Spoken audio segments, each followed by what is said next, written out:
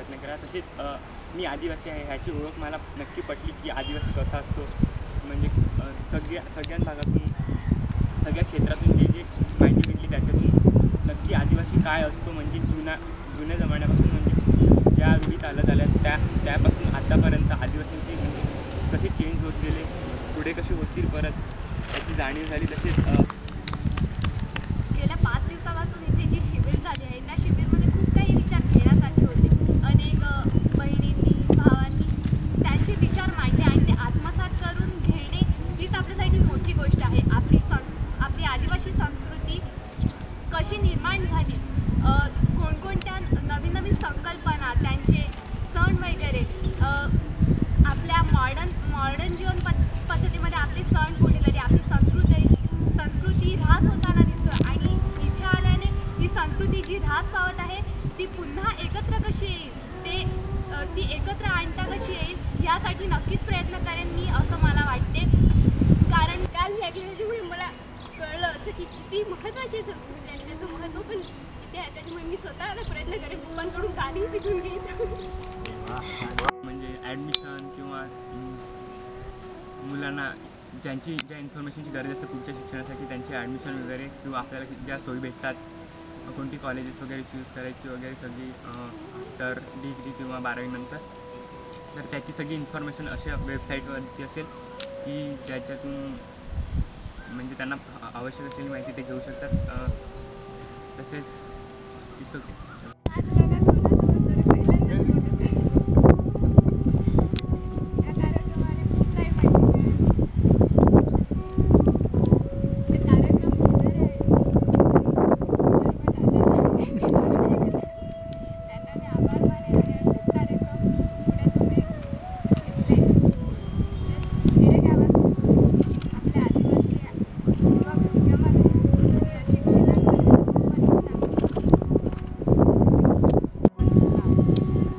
मी काशावरून आले.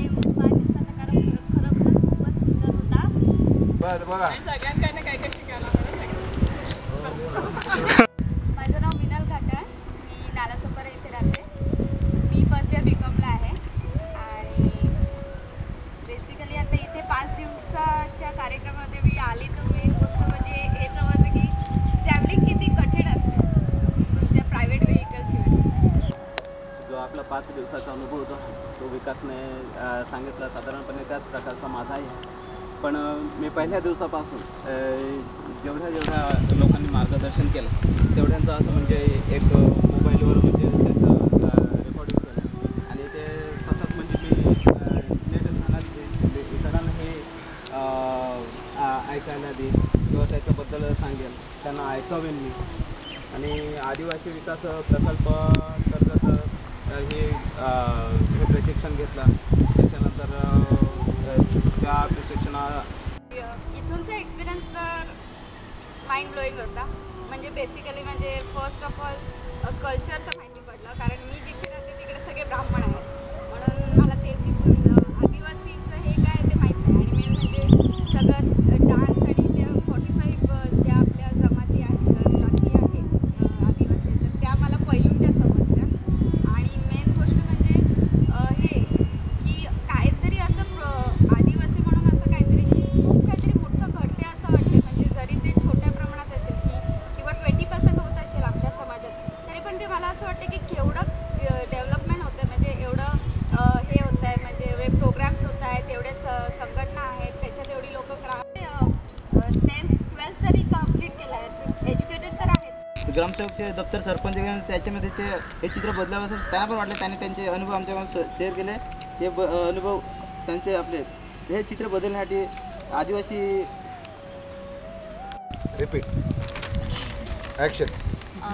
मी प्रियंका, गांव छत्तीसगढ़. मैं यहाँ पे पता नहीं आदिवासी शब्द सुन के ही मुझे कुछ होता है.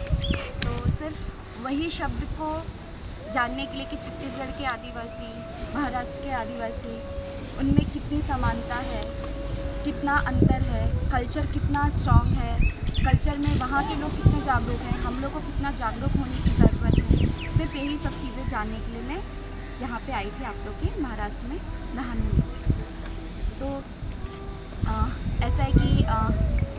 आयुष के इस कार्यशाला में मैं यहाँ पे आप लोगों का गांव देखी, आप लोगों को देखी, तो मैं तो पहले आप सब लोग के लिए ताली बजाना चाहती हूँ। तो वहाँ पे कोई डायरेक्टली अपने आप को नहीं बोलता आदिवासी हूँ करके, लेकिन यहाँ पे आप लोग जो गर्व से बोलते हो ना कि हाँ मैं एक आदिवासी हूँ। मैं आदिवासी क्यों हूँ? क्योंकि मैं यहाँ पे शुरू से रह रहा हूँ, ये धरती मेरी है, तो मुझे यहीं पे रहना है। तो ये जो चीज़ें जो आप लोग बोलते हो ना, वहाँ पे बोलते नहीं है। तो मैं चाहती हूँ कि यहाँ पे जो चीज़ें आप लोग का जो माहौल है, यही माहौल हमारे वहाँ पे भी हो, ताकि सारे आदिवासी एक साथ रहें।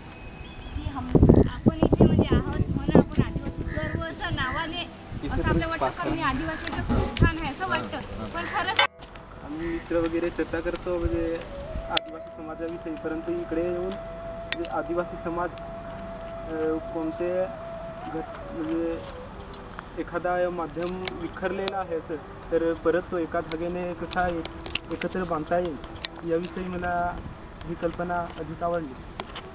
तर ही कल्पना मी माझ्या मित्रांना वगैरे सांगेन. हे आयुष्य शिबिर मला आवडलं. सक्षम व्हावं आणि नेतृत्व कसं करावं ह्याबद्दल सांगितलं. ते खूप मोलाचं होतं आणि सगळ्यात महत्त्वाची गोष्ट आयुषबरोबर सतत जोडलेला राहील आणि जे आता काही जे मी ऐकलं किंवा समजायचं जे रेकॉर्डिंग केलं ते इतरांना त्याचा उपयोग आहे तुला. सगळ्यात पहिला उद्घाटनाच्या वेळी आपल्या इकडले आमदार गंगासाहेब, माजी सभापती वेलकर साहेब, ते सचिन भाऊ, डॉक्टर सुनील कराड, वसंत बसरा सर, वेगवेगळे पदाधिकारी गेल्यामुळे माझ्यामध्ये मोठ्या प्रमाणात बदल घडून आलेला आहे आणि त्याने आम्हाला कोणत्या व्यक्तीबरोबर कसं बोलावं हे आणि मराठी माणूस रोजगार न करता तो नोकरीच्याच पाठीमागे सतत असतो आता असं करणारा आणि एक दोन दिवसाचं आणि आमच्या गावात आदिवासींना दारू जास्त पितात, त्यांना सुद्धा नाही जास्त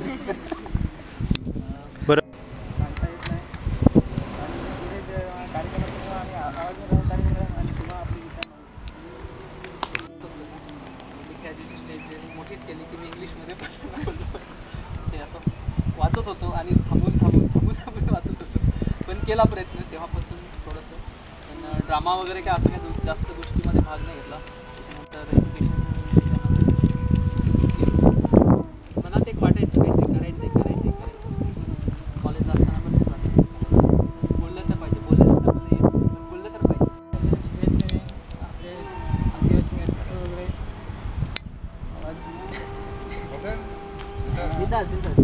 आदिवासी कार्यक्रमात बरेच काही कार्यक्रम झाले, त्यात सहभागी झालं, बरं वाटलं आणि बरंच काही शिकायला मिळालं आहे.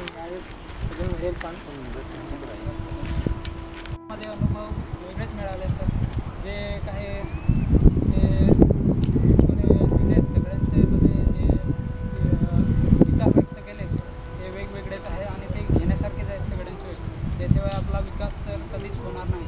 म्हणजे आणि जे कम्युनिकेशन आणि हेल्थविषयी जे मांडले दादाच सांगणार ते म्हणजे चांगलेच घेण्यासारखे, सगळ्यांना घेण्यासारखेच आहेत. ते घेतल्याशिवाय ते काही होणारच नाही. दुसरं नेक्स्ट